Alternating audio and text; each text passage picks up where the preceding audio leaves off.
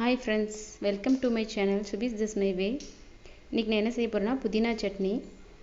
இட்லி, தோசை, சப்பாத்தி எல்லாத்துக்குமே ரொம்ப நல்லா இருக்கும். இது செய்ய நான் ஒரு panல எண்ணெய் ஒரு 2 ஸ்பூன் எண்ணெய் வந்து ஊத்திக்கிறேன். எண்ணெய் சூடானதும் கடலைப்பருப்பு ஒரு ஸ்பூன் சேர்த்துக்கிறேன்.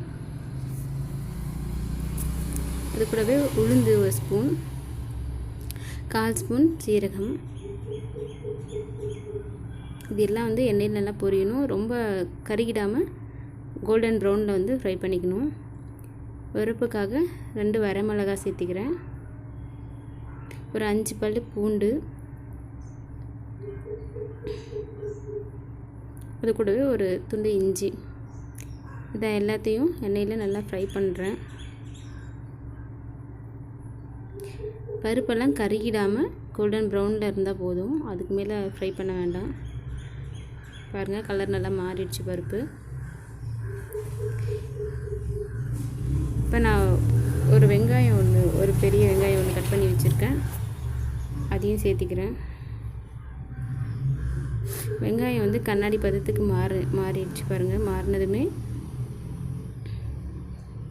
நான் ஒரு பெரிய தக்காளியை வந்து பொடிசா கட் பண்ணி வச்சுருக்கேன், அதையும் சேர்த்து நல்லா வதக்கிக்கலாம்.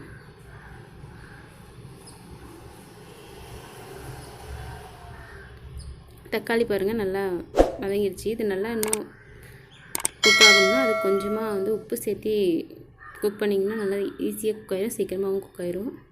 எண்ணெயிலலாம் பிரிஞ்சு வர மாதிரி குக் ஆகிடுச்சு. நான் ஒரு பிடி கருவேப்பிலை சேர்த்திக்கிறேன். கருவேப்பிலை எதுக்குன்னா நல்லா ஃப்ளேவர் கொடுக்கும், மணமாக இருக்கும், சட்னி டேஸ்ட்டாகவும் இருக்கும், உடம்புக்கும் ரொம்ப நல்லது.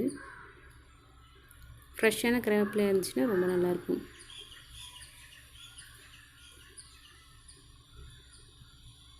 இதெல்லாம் நல்லா ஃப்ரை பண்ணிவிட்டு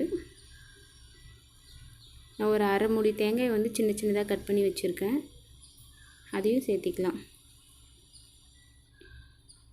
இந்த எண்ணெயிலே நல்லா தேங்காய் வந்து பச்சை இது போகிற மாதிரி நல்லா ஃப்ரை பண்ணிக்கோங்க.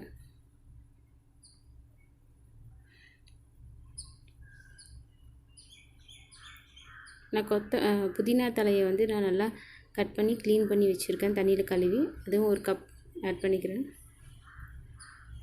இந்த புதினாவும் இந்த எண்ணெயில் நல்லா ஃப்ரை ஆகணும். இது ரொம்ப வந்து ஃப்ரை பண்ண தேவையில்லை, லைட்டாக வந்து அந்த பச்சை வாசனை போனால் போதும். இது எல்லாத்தையும் ஒரு மிக்ஸி ஜாரில் சேர்த்திக்கிறேன். நான் சேர்த்து அரைச்சி எடுத்துக்கலாம். தேவையான அளவுக்கு உப்பு போட்டுக்கோங்க. உப்பு சேர்த்து நல்லா ஃபைன் பேஸ்ட்டாக அரைச்சி எடுத்துக்கலாம். பாருங்கள், நான் அரைச்சிட்டு வந்துட்டேன். இப்போ தாளிச்சிக்கிறேன். பாருங்கள் ஃப்ரெண்ட்ஸ், புதினா சட்னி ரெடி ஆகிடுச்சு. ரொம்ப ஈஸி இது. இட்லி, தோசை, சப்பாத்தி எல்லாத்துக்குமே ரொம்ப காம்பினேஷன் சூப்பராக இருக்கும். செஞ்சு பாருங்கள். செஞ்சு பார்த்துட்டு எப்படி இருந்துச்சுன்னு கமெண்ட் பண்ணுங்கள். சப்ஸ்கிரைப் பண்ணுங்கள். Thanks friends.